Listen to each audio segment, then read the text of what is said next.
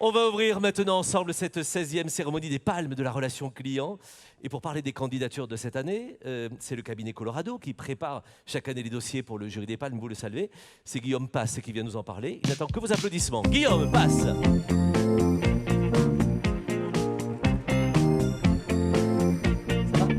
Très bien. On est accompagné par Mathilde, évidemment. Bonsoir Guillaume. Bonsoir. Ça va ? Vous êtes heureux d'être là, j'espère ? Oui, tout va bien. Ça nous arrange. Parlez-nous en chiffres un peu dans les coulisses, comment ça s'est passé, le nombre de dossiers, comment vous avez fait le choix, racontez-nous tout ce qui s'est passé derrière. Donc, comme chaque année, le cabinet Colorado étudie toutes les candidatures. Donc on en a reçu près d'une 60aine cette année. Donc c'est déjà plus que l'année dernière, c'est 15% de plus. Et ça montre l'engouement justement de notre secteur d'activité. On a vu beaucoup de diversité dans les différents dossiers qu'on a reçus. Et on a un petit podium des industries qui arrivent en tête. Alors, ça ne veut pas dire que les industries arrivent en tête, que c'est celles qui vont gagner ce soir. Je ne vais pas révéler de secret maintenant. Mais le premier secteur d'activité, c'est l'assurance, qui représente aujourd'hui un dossier sur 3 dans les candidatures de cette année. Très bien. Les thèmes ? La présentation du thème ? Non, ou d'autres chiffres, pardon. D'autres chiffres. Allez-y, pardon. Je vais compléter le podium. Donc, deuxièmement, on a toute la partie santé, qui arrive en deuxième position avec 20%. Et en troisième partie, on a la mobilité, 15% des dossiers de cette année. C'est ce qu'on voit à l'écran. Exactement. Donc pour rentrer un petit peu plus dans le détail, et vous l'avez déjà abordé avec Eric, donc le thème de cette année, redonner envie, a fortement inspiré les candidats. Et je vais rentrer dans le détail, nous on a analysé tous les dossiers et on a essayé de détecter des grandes tendances qui ont rassemblé ces dossiers-là. Donc ce qu'on a déjà remarqué, c'est que c'est une industrie en pleine mutation et il y a deux mots forts, c'est la partie d'écoute, la partie de collaboration qui convergent afin de réinventer la relation client. Donc je vais vous détailler les 3 thèmes de cette année. Le premier, c'est le fait que plus d'envie, redonner envie, ça passe principalement par de l'écoute, par plus d'écoute. Oui. Donc côté client, c'est renforcer le lien avec eux et aussi mieux anticiper leurs nouveaux besoins. Côté collaborateur, c'est favoriser leur épanouissement et aussi s'adapter à leur nouveau mode de vie, au télétravail, aux nouveaux modes de collaboration, etc. Donc ça, c'est pour le premier sujet. Le deuxième, c'est plus d'accompagnement. Plus d'accompagnement côté client, c'est un peu bête, mais ça passe principalement par plus d'accessibilité. Donc c'est vrai que c'est quelque chose qui est assez normal pour nous, mais c'est vraiment revenu fortement dans les dossiers de cette année. Et on remarque qu'on revient au basique et que la thématique d'accessibilité est très présente dans les dossiers.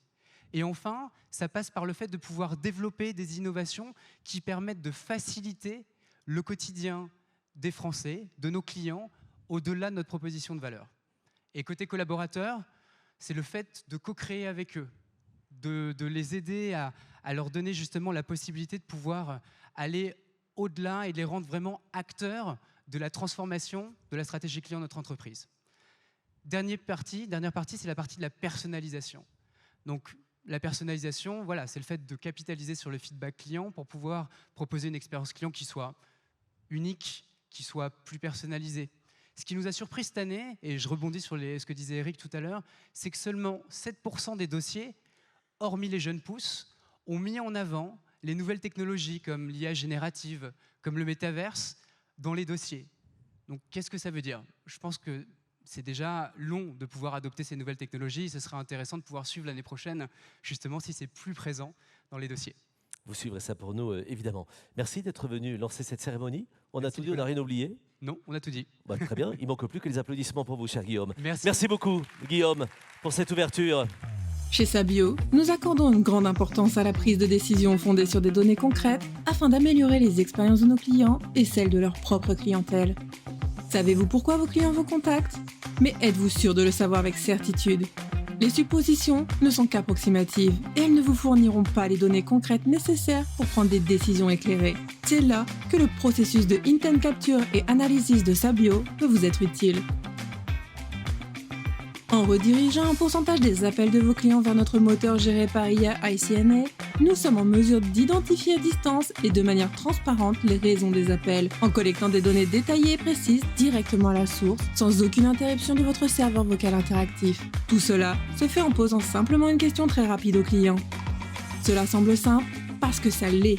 ICNA fonctionne comme une extension invisible de votre infrastructure actuelle, servant de dispositif de collecte de données constamment perfectionné grâce à l'intelligence artificielle. Les risques sont minimes, mais la valeur des données obtenues est immense.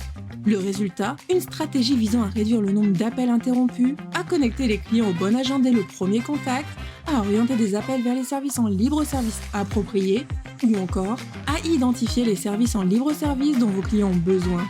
De plus, vous obtenez des informations inestimables pour orienter vos décisions. C'est véritablement magique. Si vous êtes prêt à prendre les rênes et à découvrir réellement pourquoi vos clients vous contactent, si vous êtes prêt à débloquer tout le potentiel analytique de votre SVI en utilisant l'outil le plus puissant qui soit, alors optez pour Sabio Intake Capture et Analysis, ICNA.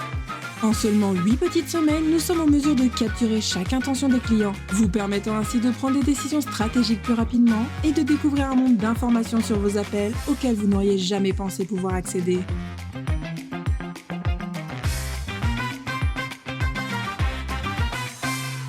C'est Sabio, on les applaudit. Hervé Racine qui vient me rejoindre. Bonjour Hervé, comment ça va?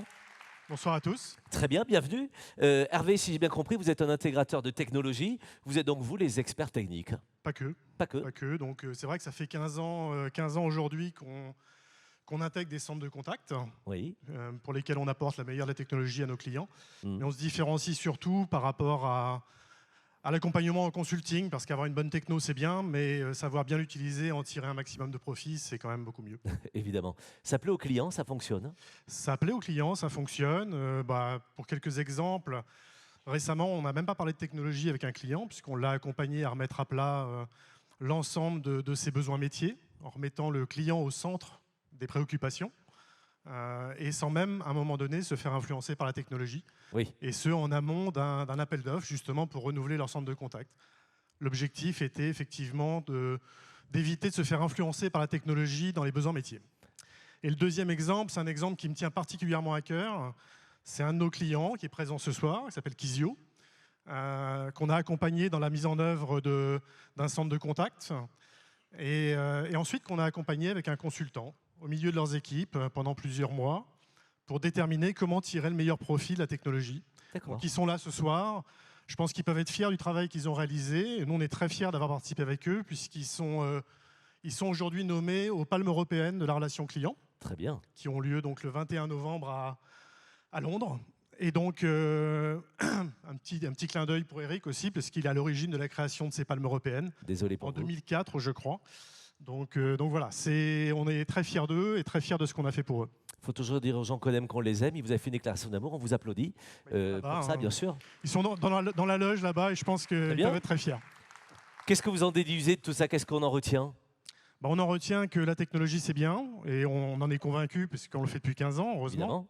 Mais que remettre les besoins du métier, les clients et les collaborateurs au centre de la relation client, c'est ce qui marche le mieux. Nous, on a toujours pour habitude de dire qu'un point de satisfaction gagné en interne avec les collaborateurs, c'est un point de satisfaction gagné avec ses clients. Bien sûr. En fait, on ne parle pas que de techno aujourd'hui. L'enjeu, c'est surtout savoir ce qu'on veut faire de la techno, c'est ça? Alors, la techno est importante. Je pense Oui. qu'il y a des évolutions technologiques qu'on ne peut pas renier aujourd'hui, qui Oui. sont extrêmement clés. Mais comprendre ce qu'on veut en faire et en tirer le maximum de bénéfices, c'est ce qui est le plus important aujourd'hui. Merci d'être venu le partager. Merci à vous et à Avec vos équipes plaisir. pour cela. On applaudit Hervé Merci. qui est venu nous faire ce clin d'œil. Merci infiniment.